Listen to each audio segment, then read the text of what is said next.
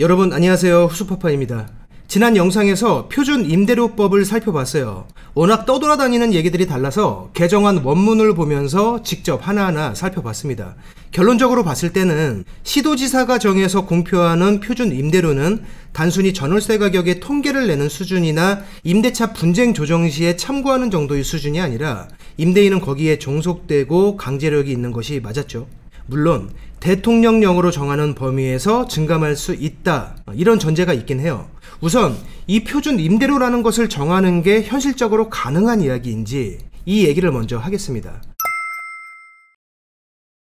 결론적으로는 불가능한 얘기죠. 물론 강제할 수는 있겠지만 그렇게 되면 상당히 엉성할 수밖에 없어요. 주택의 전월세 가격이라는 것은 면적이나 건축연도, 공시가만으로 결정되는 것이 아닙니다. 누구나 알고 있는 사실이죠. 같은 단지 안에 있는 같은 면적의 아파트라고 해도 동과 층과 향에 따라서 임대료는 다르게 책정돼요.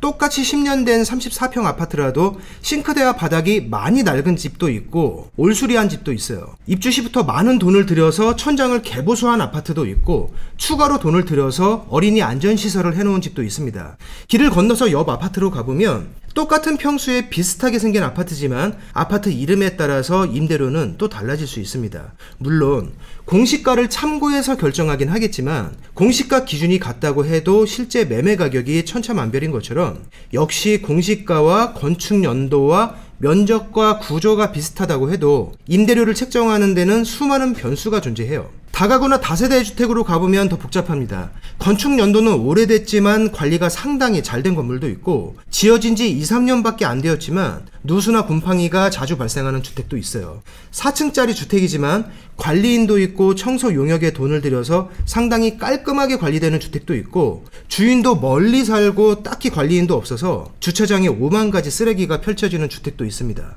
방음과 단열에 신경 써서 월세는 좀 비싸지만 그만한 값어치가 있는 주택도 있고요. 그럴듯해 보이지만 상당히 날림으로 지어진 주택들도 있죠. 정리해서 말씀드리면 주택이라는 것은 공장에서 찍어내는 장난감이나 권장 소비자 가격이 정해져 있는 과자 같은 것과는 달라요. 조건이 똑같은 주택은 세상에 단 하나도 존재하지 않습니다. 건축 연도나 면적, 대중교통과의 거리는 물론이고 주차, 단열, 도배나 수리 상태, 주변의 환경과 학군, 층이나 향, 엘리베이터의 유무, 냉난방 방식, 하다못해 원룸 욕실 안에 샤워부스가 있는지 없는지에 따라서도 임대료는 달라질 수 있습니다. 주택에는 이렇게 수많은 특수성이 있기 때문에 어떤 세입자에겐 에이스인 주택이 또 다른 사람에겐 전혀 맞지 않는 주택이 될 수도 있고 누군가에겐 맞지 않는 주택이 또 다른 누군가에겐 아주 적당한 주택일 수도 있는 거예요. 주택의 가치를 결정하는 것에는 이렇게 수많은 변수와 다양성이 존재하기 때문에 그 가격은 시장에서 당사자들에 의해서 결정되고 합의되는 것입니다. 이런 여러 가지 상황을 고려하지 않고 단지 몇 가지 기준을 일괄적으로 적용해서 표준 임대료를 정한다는 것 자체가 불가능한 일이기 때문에 강제로 해서는 안 된다는 거예요.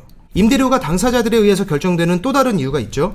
중개업을 하는 사람이라면 다들 이해하실 텐데 계약하려는 세입자가 있다고 임대인에게 연락하면 임대인이 제일 먼저 물어보는 것이 있어요. 뭐 하는 사람이야? 이걸 제일 먼저 물어봅니다. 직접 만나보고 임차인 인상이 좋은 사람인 것 같으면 임대료를 깎는 것도 많이 쉬워지죠. 임대인도 임차인에게 당해본 경험들이 있어서 겁도 많고 가려서 받고 싶어 하기 때문이에요. 임대인들이 진짜 무서워하는 것은 월세 몇만 원 덜 받는 것이 아니라 걱정스러운 임차인을 만나는 거예요. 제가 얘기한 걱정스러운 임차인이란 월세를 자주 밀리면서 잠수를 자주 타거나 주변 다른 임차인들에게 민폐를 끼치면서 통제가 전혀 되지 않는 사람을 말합니다. 법안을 발의하는 이유에 임차인들이 2년마다 쫓겨다닌다고 되어 있는데 사실 중개업 하면서 그런 경우를 많이 보진 못했어요. 임대인이 2년 후에 계약을 연장하지 않는 이유는 임대인의 욕심보다 임차인의 어떤 문제 때문인 경우가 많아요.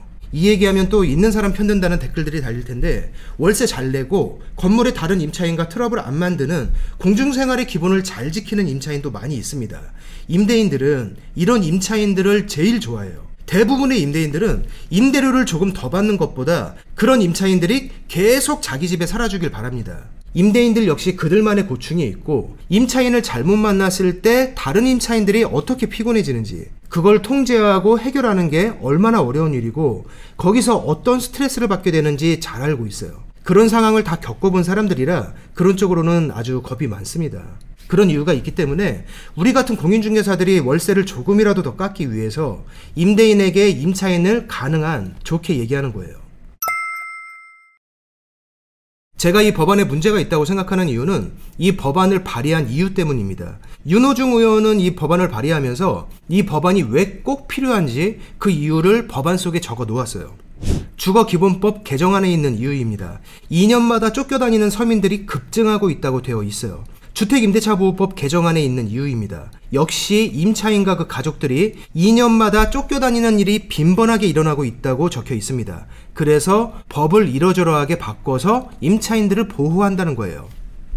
선량한 임차인들을 보호하는 것은 국가의 의무입니다. 그게 잘못됐다는 생각을 가진 사람은 없을 거예요. 다만 제가 우려하는 것은 저 전제가 너무 한쪽으로 치우쳐 있기 때문이에요. 그동안 중개업을 해오면서 수많은 계약들을 해왔고 수많은 임대인과 임차인들을 봐왔습니다. 그 속에서 수많은 다툼도 지켜봐왔고 또 중재해왔어요. 그러면서 느낀 것 한 가지는 임대인은 무조건 통제해야 하는 절대악이 아니며 임차인도 무조건 지켜줘야 하는 절대선은 아니라는 겁니다. 저 두 개의 법 개정안 속에는 임대인은 일단 가해자 집단이고 임차인은 일단 피해자 집단인 것처럼 묘사되어 있어요. 이렇게 어떤 선을 그어놓고 그 선을 중심으로 양분해서 서로 대립하는 구도를 만든 다음에 정책을 짜는 이런 것이 옳지 않다는 겁니다. 저런 논리라면 만약에 제가 회사를 다른 곳으로 옮겨서 제 주택에 세를 주고 저는 다른 주택에 세입자로 들어간다면 저는 임대인이니까 가해자 집단에 속하는 사람인가요? 아니면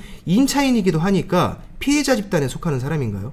사실 이 법안이 시행되면 저 같은 공인중개사들이 일하기에는 더 편해져요. 터무니없는 금액을 받아달라는 임대인을 아주 쉽게 설득할 수 있고 터무니없게 깎아달라는 임차인도 아주 쉽게 설득할 수 있어요. 표준 임대료법이라는 말빨이 생기니까. 하지만 이게 정말 부작용 없이 가능한 실효성 있는 정책인지 정말로 임차인을 위한 정책인지는 다시 한번 생각해 봐야 합니다. 틈만 나면 가격을 올리려고 하는 임대인들도 물론 있어요. 하지만 임차인이 속썩이지 않고 괜찮다면 몇 년씩 가격을 올리지 않는 임대인들을 더 많이 봐왔어요.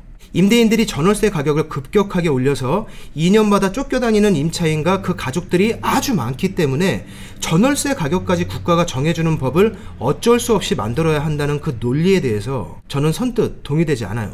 일부 그런 사람들이 있다고 해도 이 일을 20년 가까이 해오면서 아닌 경우를 더 많이 봤습니다. 그런데 지금 그런 임대인들이 일제히 가격을 올리려는 움직임이 있습니다. 계약갱신 청구권 연장 법안에 임대료 상한제법이 더해지면서 지금 가격을 올리지 않으면 앞으로 어떤 임차인이 들어와도 어차피 자기들에겐 결정권이 없고 몇 년이고 계속 피해를 볼 수 있다는 그런 시그널을 임대인들에게 주고 있습니다.